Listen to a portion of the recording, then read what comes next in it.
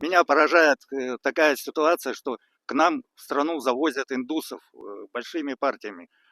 Путин, наш президент, подписал с ними договор, что к концу года завезут сюда 1 000 000 этих индусов.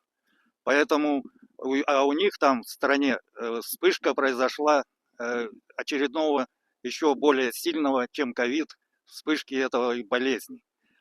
Тем не менее, они здесь организуют свои организации и строят для них деревни свои. Русских выселяют, как из своих, а для них все делается, все удобства. Поэтому на основании этого у меня нет доверия к нашему правительству, потому что они заботятся о ком угодно, только не о своем народе.